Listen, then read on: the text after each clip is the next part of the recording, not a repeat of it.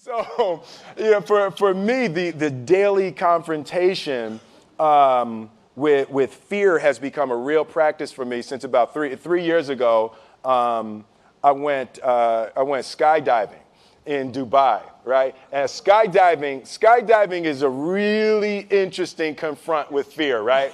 So I gotta stand up. I'm sorry, I gotta stand up. All right. So all your friends, what happens? You go out. I dropped my thing. Yeah. So what happens is you go out the night before and you take a drink with your friends, and somebody says, "Yeah, we should go skydiving tomorrow."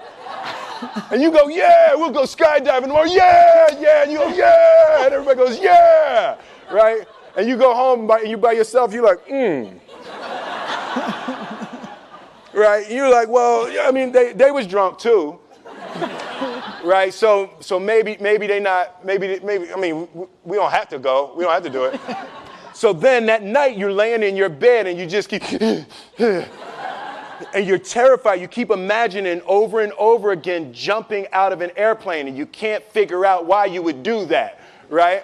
And you're laying there and you have the worst night's sleep of your life, but you still have the hope that your friends were drunk, right? So you wake up the next day and you go, down and you say where you were going to meet and everybody's there. You're like, oh, shit. All right, cool. Right? So you get in the van and you don't know that your friends had the same night that you had because they're pretending like they didn't. They're like, yeah, man, my uncle's a Navy SEAL and, this is going to be great. I've been looking forward to this. And you're like, oh, my God. And your stomach is terrible. You can't eat and everything, but you don't want to be the only punk who doesn't jump out of this airplane. So you get there, and then you have this safety brief. And you're standing there, and the guys will tell you, well, if the chute doesn't open, what's going to happen is why the hell, what could happen? That the chute wouldn't open, right? So you do a thing, and what you do is your first jump, you're attached to a guy who is going, he's going to walk you out. So you go, and you get there, and there's an airplane, and nobody's stopping. Everybody's still going.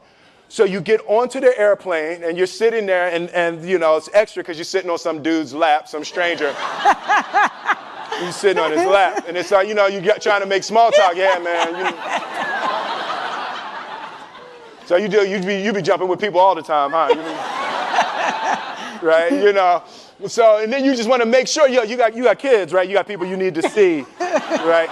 You just want to make sure he's serious, right? So you get in there. So everything's normal. So you fly and you go up to 14,000 feet, and you notice there's a light. It's red and it's yellow and green, right? So right now the light's red. So then you start thinking at some point the light's going to go green, but you don't know what's going to happen, right? And you wait and it goes yellow and the light goes green and somebody opens the door, and in that moment you realize you've never been in a freaking airplane with the door open.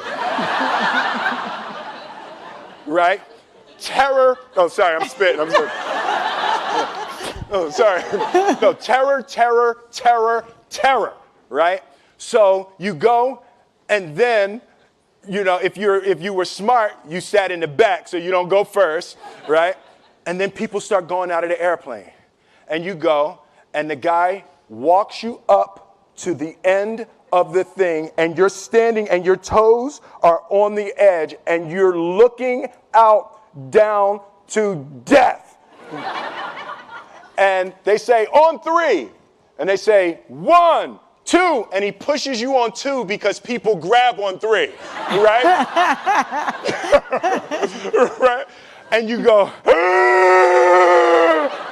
and you fall out of the airplane, and in 1 second, you realize that it's the most blissful experience of your life. You're flying, right? It doesn't feel like falling, right? It's like you actually are kind of held a little bit by the wind, and then you start falling, and there's zero fear. You realize that the point of maximum danger is the point of minimum fear.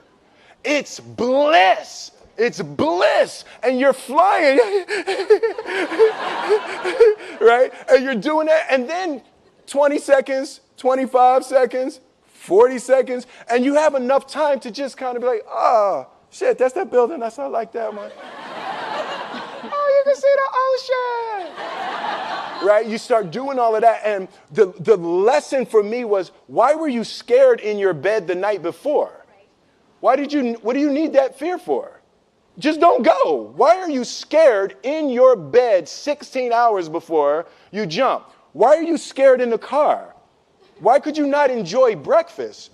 What did you need that? The fear is fear of what? You're nowhere even near the airplane. Everything up to the stepping out, there's actually no reason to be scared. It only just ruins your day. You don't have to jump. And then in that moment, all of a sudden, where you should be terrified is the most blissful experience of your life. And God placed the best things in life on the other side of terror. On the other side of your maximum fear are all of the best things in life. You know? Mm-hmm. So that was sorry. So that was, no, it's good. That was my experience with skydiving and fear. All right.